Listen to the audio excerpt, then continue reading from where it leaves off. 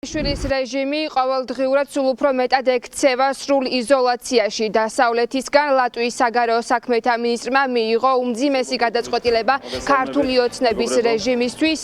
ის აცხადებს, რომ საქართველოს 13 მოქალაქეს პერსონალ ნონ გრატთა სიაში მოაქცევს. ეს არის უმძიმესი გადაწყვეტილება. პროდასავლური პოლიტიკური კოალიციების წარმომადგენლები, პოლიტიკური ლიდერები აცხადებენ, რომ ფაქტობრივად ამ გადაწყვეტილებით ქართული ოცნების რეჟიმი ბიძინა ივანიშვილის რეჟიმს ლატვიის საგარეო საქმეთა მინისტრი ეუბნება, რომ მათ შეუჩერდებათ არა მხოლოდ სავიზო მიმოსვლა, არამედ ფაქტობრივად მათ საზღვრების სრულ განუსაზღვრელი ვადით ჩაუკეტავენ, რაც ნიშნავს იმას, რომ ამ სიაში ხვდებიან ის ადამიანები, რომლებიც არიან საერთაშორისო დამნაშავეები, რომლებმაც გათელეს ადამიანის უფლებები და ასე შემდეგ და შესაბამისად 13 მოქალაქე, რომელიც მოხვდება ამ სიაში, ეს იქნება უმძიმესი ბიძინა ივანიშვილის რეჟიმისთვის.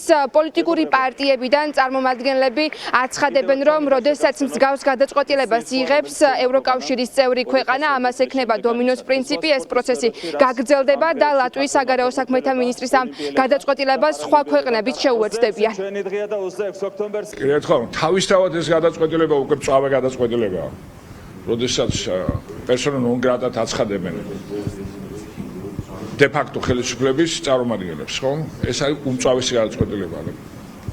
კიდევ ერთხელ მინდა ხაზი გაუსვა, რომ როგორც ჩანს ეს პროცესი გაგრძელდება და სხვა სახელმწიფოებიც იგივეს გააკეთებენ, იმიტომ რომ ჩვენ უკვე ნახეთ ისეთი მწვავე უპრეცედენტო გადაწყვეტილებები, რომელიც იყო მიღებული დიდი ბრიტანეთის მთავრობის მიერ, შეერთებული შტატების მთავრობის მიერ, ესტონეთის, ლიეტუვას, ახლა ლატვიის და როგორც ჩანს კიდევ იქნება სხვა სახელმწიფოების მიერ მიღებული ეს გადაწყვეტილებები და ეს არის პირდაპირ იზოლირება ქართული ოცნების ოფიციალური წარმომადგენლების პერსონალურად გამოცხადება ნიშნავს საერთოდ ქვეყანაში ვერ შევლება და ლატვია არის ევროკავშირის წევრი ქვეყანა და კიდევ მეორე ფიზარი ნიშნავს სიგნალი თვითონ ევროკავშირის შიგნით. თუ არსებობდნენ კიდევ მეორე ქვეყნები, რომლებიც აქამდე რაღაცებს ეუჭოფობდნენ, გაუუქმოთ თუ არა ეს ვიზო მიმოსვლა ქართული ოცნების წარმომადგენლებს, ლატვია უნდა რომ საერთოდ ვიზებზე ლაპარაკიც არ არის.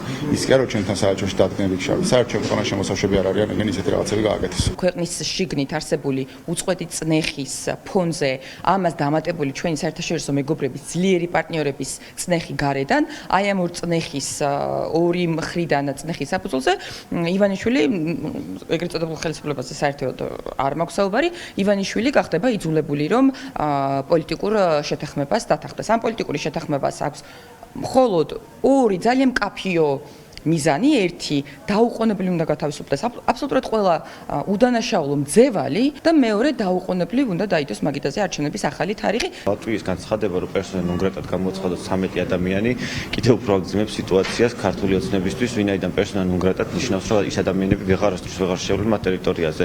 რაც იმას ნიშნავს, რომ ქართულ ოცნებას უმძიმდება სიტუაცია და უმძიმდება ასევე მათ მხარდამჭერებსაც. ეს სანქციები დღეს და აქ არ ჩერდება, როგორც ხედავთ, იზრდება ყოველდღიურად ახალ სანქციები ემატება ახალ ფორმები და ქართულ ოცნების მხარდამჭერებს და მათ წევრებს მინდა უთხრა, რომ სანამ დროა მათ მიიღონ გადაწყვეტილება ახალ არჩევნებზე.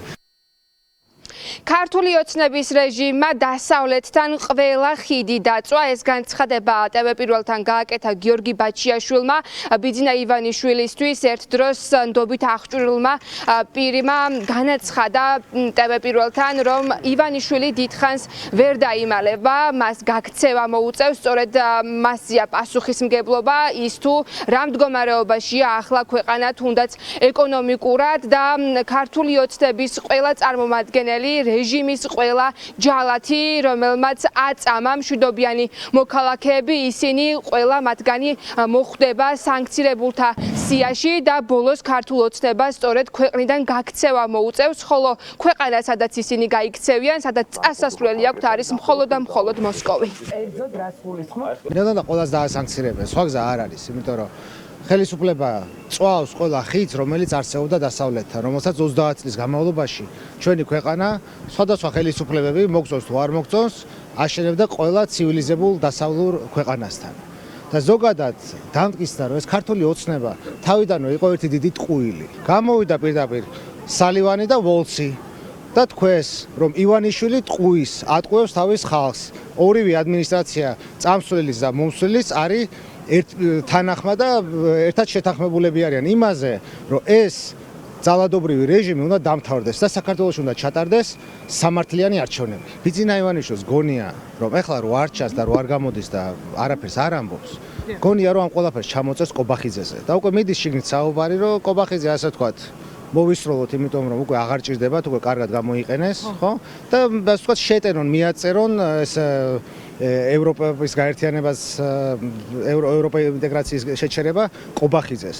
მაგრამ ხალხი ამას არ დაიჯერებს, აღარ ჯერავთ უკვე რა, აღარ შეიძლება უკვე თეთრ ქართული ოსნების აუმშრობელმაც დაიჯეროს, რომ ჯერ ერთი კობახიძე რამეს წყვიტავს და მეორეც ერთი რომ მსგავსი გადაწყვეტილება შეიძლებოდა ოდნავ მაინც ყოფილიყო კობახიძეს დამოკიდებული. მეცაც ვიტყვი, ეს გადაწყვეტილება გუნდის წევრებმა არ იცოდნენ.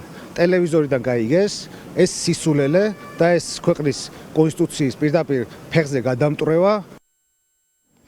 ისტორიაში პირველად ხდება, როდესაც მსგავს გადაწყვეტილებებს იღებენ ევროკავშირის წევრი ქვეყნები. ლატვიის საგარეო საქმეთა მინისტრი აცხადებს, რომ სწორედ საქართველოს 13 მოქალაქეს დაუწესებს სანქციებს ნონ-გრატთა სიაში მოხვდება 13 მოქალაქე. კონკრეტულად რომელ პირებზეა საუბარი, ამაზე არ არის განხილული, განმარტებული, თუმცა აღსანიშნავია ის, რომ როგორც ბრაჟე აცხადებს, მათ დაუწესებენ ამ სანქციებს განუსაზღვრელი ვადით აღარ შეეძლება გადაადგილება ლატვიის ტერიტორიაზე. პოლიტიკოსებს აქვთ მოლოდინი, რომ ამას განგრძობითი ხასიათი ექნება და ლატვიის შემდეგ ევროკავშირის სხვა ქვეყნებიც მიიღებენ ამ უმძიმეს გადაწყვეტილებას ბიძინა ივანიშვილის რეჟიმისთვის.